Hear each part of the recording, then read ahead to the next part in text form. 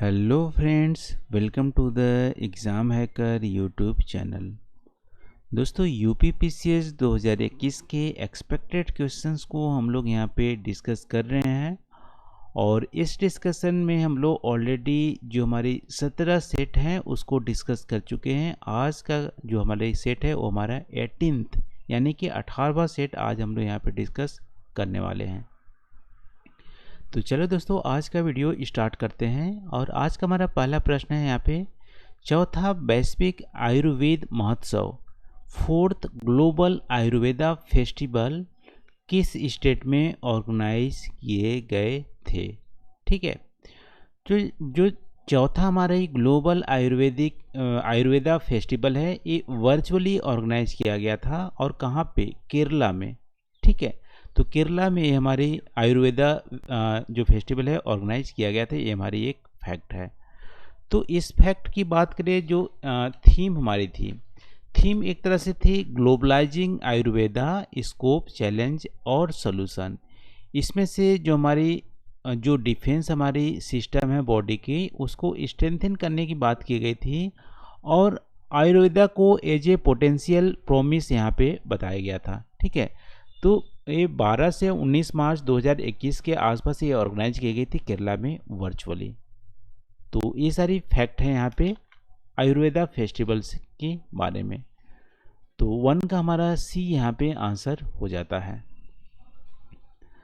आज का दूसरा यहाँ पे प्रश्न है, नए मेडिकल टर्मिनेशन ऑफ प्रेगनेंसी, जो हमारे new medical termination of pregnancy amendment bill 2021 यहाँ पे लाई गई है, उसकी अपर लिमिट क्या है टर्मिनेशन ऑफ द प्रेगनेंसी। जो गेस्टेशन पीरियड हमारी होती है उसकी अपर लिमिट क्या है टर्मिनेशन के। पहले आप 2021 की पहले से बात करोगे तो 20 वीक्स की हुआ करती थी, उसको बढ़ा के 24 वीक्स कर दिया गया है। इसके बियॉन्ड यदि टर्मिनेशन की जाती है तो स्टेट जो हमारी बोर्ड होती है उससे अप्रूवल लेके हम कर सकते हैं, लेकिन नॉर्मली 24 वीक्स तक टर्मिनेशन हमारी कर सकती है। तो अपर लिमिट जो प्रेगनेंसी की टर्मिनेशन की है वो हमारी 24 वीक कर दी गई है। इसके अलावा नया जो 2021 में जो आया हुआ है, वो पहले क्या था, अनमेरिड जो हमारी वुमेन है वो टर्मिनेशन नहीं कर सकती, उनके लिए कोई भी प्रोविज़न नहीं था। लेकिन 2021 में जो अनमेरिड जो वुमेन हैं उनको भी टर्मिनेट करने का यहाँ पे अधिकार दे दिया गया है और 24 वीक्स तक वो हमारी जैसे रैप सर्वाइवल हो गए या अदर जो हैं वो सब यहाँ पे टर्मिनेट कर सकते हैं।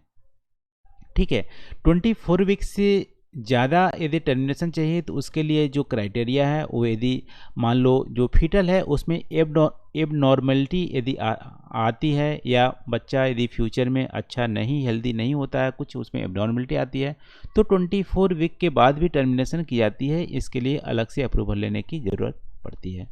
2 का वैसे हमारा बी यहाँ पे आंसर हो जाएगा, 24 वीक्स।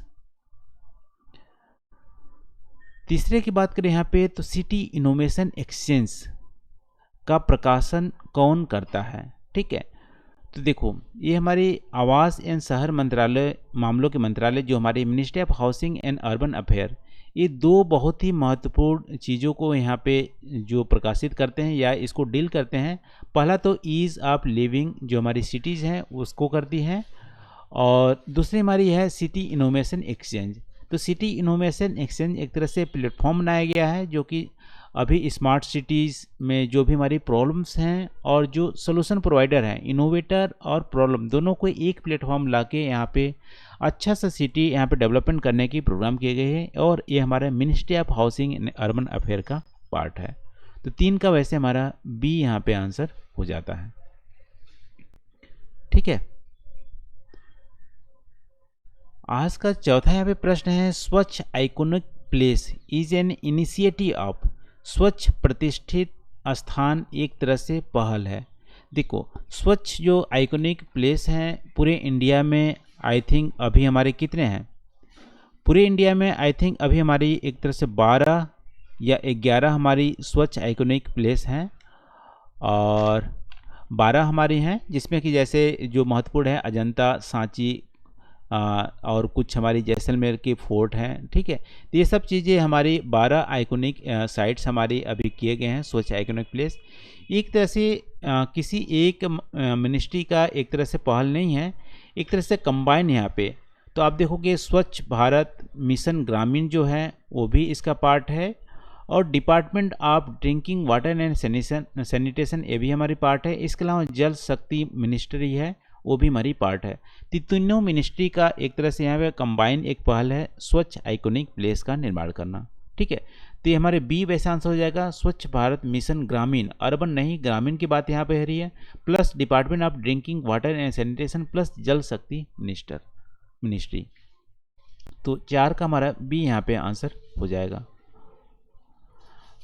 5वां यहाँ पे आर्कियोलॉजिस्ट। ठीक है, आर्कियोलॉजिस्ट पुरातत्वविद आर नागा स्वामी जो कि तमिलनाडु से बिलोंग करते हैं, अभी रिसेंटली किस देश द्वारा रजत जयंती अंतर्राष्ट्रीय कला सम्मेलन से सम्मानित किया गया है। ठीक है, तो यहाँ पे जो आर नागा स्वामी हैं आर्कियोलॉजिस्ट हैं इंडिया की। अभी सिल्वर जुबली जो international conference of art organise किया गया था, किस कंट्री के द्वारा ये हमारे इसको ऑनर किया गया है? तो ये हमारी बांग्लादेश ने इनको अवार्ड किया है। इसके अलावा इनको जो थर्ड हमारी हाईएस्ट जो सिविलियन अवार्ड है, कौन सी अवार्ड है? थर्ड हाईएस्ट सिविलियन अवार्ड उनको ये हमारी पद्मा भूषण। ठीक है, पद्मा भूषण से भी इनको अवार्ड किया गया है आर नागा स्वामी को। वैसे 5 का हमारे यहाँ पे सी आंसर हो जाता है बांग्लादेश। 6ठा यहाँ पे प्रश्न है दोस्तों, 1 मिनट। आज का 6ठा प्रश्न यहाँ पे खादी और ग्रामोद्योग आयोग, ठीक है, KVIC ने अभी recently first silk processing plant को हमारा ये ओपन किया है। तो किस राज्य में ओपन किया है फर्स्ट सिल्क प्रोसेसिंग प्लांट? किसके द्वारा? खादी विलेज इंडस्ट्रीज कमीशन के द्वारा। तो गुजरात में ये अभी रिसेंटली ओपन किया गया है। और गुजरात के भी स्पेसिफिक जो हमारी सिटीज़ के नाम आप देखोगे तो सुरेंद्र नगर जो है नगर है, वहाँ पे गुजरात में पहली देश की सिल्क प्रोसेसिंग प्लांट ये हमारा ओपन किया गया। किसके द्वारा? Khadi and village industries commission के द्वारा। तो 6 का हमारा यहाँ पे डी आंसर हो जाता है गुजरात। देखो ऐसे क्वेश्चन यूपीपीसीएस पूछ लेता है, इसलिए यहाँ पे रखा गया है। 7वां यहाँ पे दोस्तों, जनवरी 2020 में किस राज्य की विधानसभा ने राष्ट्रीय प्रतीक और फॉक्सटेल आर्किड, ठीक है, फॉक्सटेल आर्किड राष्ट्रीय प्रतीक राज्य फूल से युक्त एक नया लोगो अपनाया है? तो यहाँ पे आपसे क्या पूछा है, किस राज्य ने एक नया लोगो अपनाया है, जिसमें से इस लोगो में क्या है कि क्या क्या कंसिस्ट है? नेशनल एम्बलम कंसिस्ट है, और इसके अलावा फॉक्सटेल जो ऑर्किड है वो भी हमारा इसमें है। तो ये हमारे अरुणाचल प्रदेश ने नया लोगो यहाँ पे स्टेट जो फ्लावर है उसको भी यहाँ पे इंक्लूड किया है, साथ साथ नेशनल एम्बलम भी यहाँ पे लगाए हैं। ठीक है, तो अरुणाचल प्रदेश का जो नेशनल फ्लावर क्या है? तो यहाँ पे आप बोल सकते हो कि राइनोचोर्निस्ट ये हमारी है फॉक्सटेल ऑर्किड। ठीक है, ऑर्किड एक तरह से ऑर्किड सेंचुरी भी अरुणाचल प्रदेश में है। तो फॉक्सटेल जो ऑर्किड है वो हमारी नेशनल स्टेट फ्लावर है अरुणाचल प्रदेश की। तो इसका आंसर हमारा हो जाएगा 5 का डी, अरुणाचल प्रदेश। आज का 8वां हमारा क्वेश्चन है यहाँ पे, निम्नलिखित में से किस राज्य में माधवपुर मेला मनाया जाता है? तो माधवपुर मेला हमारा गुजरात में मनाया जाता है और बहुत ही फेमस मेला है, क्योंकि यहाँ पे माधवपुर मेला एक तरह से बोल सकते हो कृष्ण और जो रुक्मणी जो उनकी वाइफ थी उसके रेफरेंस में यहाँ पे मनाया जाता है। और रुक्मणी जो उनकी वाइफ थी वो आप बोल सकते हो मणिपुर की जो ट्राइब्स हैं, मणिपुर की कौन सी ट्राइब है? सॉरी, अरुणाचल प्रदेश की जो ट्राइब है मिसमी ट्राइब, उसको कनेक्ट करता है। मिसमी ट्राइब जो अरुणाचल प्रदेश की ट्राइब है और वहाँ उन्हीं की एक तरह से बेटी थी रुक्मणी, और ये हमारे किससे शादी हुआ था? ये हमारे शादी हुआ था जो भगवान श्री कृष्ण हैं उनसे। तो इसके रेफरेंस में गुजरात और जो नॉर्थ ईस्टर्न स्टेट है उसको यहाँ पे कनेक्ट किया जाता है। और मिसपी ट्राइब कहाँ पर आती है, जो लोअर दिहांग जो वैलीज है वहाँ पर आती है, तो दोनों को कनेक्ट करता है। और दोनों ने कंबाइनली यहाँ पे नॉर्थ ईस्टर्न की अदर स्टेट भी पार्टिसिपेट की थी। ये गुजरात में मनाया जाता है माधवपुर का मेला, तो इसको आप ध्यान रखना, माधवपुर, ठीक है, माधवगढ़ नहीं, माधवपुर का मेला। आज का 9वां प्रश्न यहाँ पे, अजात शत्रु जो एक तरह से हर्यक वंश के एक शासन थे, ठीक है, मौर्यन टाइम से भी पहले जो अजात शत्रु हर्यक वंश की शासन थे, और यहाँ पे आप बोल सकते हो जिसकी राजधानी कौन सी हो, पाटलिपुत्र ना हो के राजगृह हुआ करती थी। तो ठीक है, तो अजात शत्रु हर्यक वंश के जो शासन हुआ करते थे, ये किसके पुत्र थे, तो बिंबिसार के पुत्र थे। ठीक है, तो जो हर्यक वंश की जो स्थापना की गई थी बिंबिसार द्वारा की गई थी। इसके पुत्र का नाम था अजातशत्रु और इसके पुत्र का नाम था उदयन। तो अजातशत्रु और बिंबिसार दोनों की कैपिटल जो उस समय हुआ करती थी, कहाँ पे हुआ करती थी, राजगृह में। और जो अजातशत्रु के जो पुत्र हुआ करते थे उदयन ने जो राजगृह से पाटलिपुत्रा में अपने जो कैपिटल थी उसको शिफ्ट किया था। और जो अजातशत्रु किसके कंटेम्परेरी थे, वो बुद्धा और महावीरा दोनों के कंटेम्परेरी थे अजातशत्रु। तो 9 का वैसे आंसर हमारा हो जाएगा, ये किसके बेटे थे, बिंबिसारा का डी। तो 9 का हमारा डी आंसर हो जाएगा। ठीक है, आप कमेंट करके बताना कि जो फर्स्ट हमारी बुद्धिस्ट जो काउंसिल हो गई थी वो किस राजा की देख रेख में हुई थी। ठीक है, आप कमेंट करके आपको बताना है। और आज का 10वां और लास्ट प्रश्न है, फेफड़ों के बीच निम्न में से कौन सी ग्रंथि मौजूद होती है। तो 2 हमारी फेफड़े हैं जो ग्लैंड्स हैं, उसके बीच में कौन सी ग्रंथि मौजूद है। ऑप्शन दिया गया है थाइमस, बी दूसरा ऑप्शन दिया गया है पिट्यूटरी, तीसरी दिया गया है हाइपोथैलेमस, चौथी यहाँ पे पिनियल। ठीक है, पिनियल।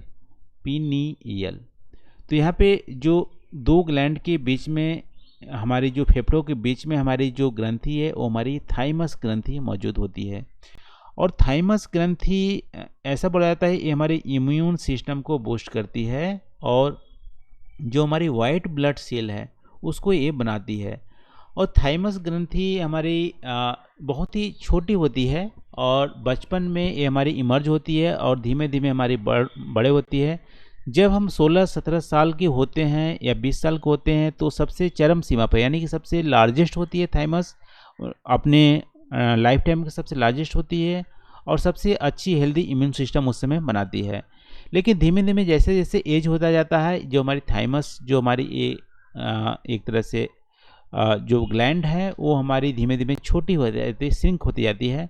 और 75 जब हमारी एज पहुंचती है तो पूरी तरह से ख़त्म हो जाती है, यानी कि हमारी जो वाइट ब्लड सेल है उसको बनाने का प्रक्रिया ख़त्म हो जाता है। इम्यून सिस्टम हमारी बहुत ही वीक हो जाती है, इसीलिए 75 ईयर्स के बाद तो थाइमस ग्रंथि हमारी डिसअपियर हो जाती है। तो ये हमारी लंग्स के बीच में ये हमारा लोकेटेड होता है थाइमस ग्रंथि। तो 10 का हमारा ये यहाँ पे आंसर हो जाएगा। तो ये रहा दोस्तों आज के क्वेश्चंस का डिस्कशन। आज हम लोग 10 यहाँ पे क्वेश्चन डिस्कस किए और टोटल सीरीज में हमारा 180 क्वेश्चंस को हम लोग डिस्कस कर चुके हैं।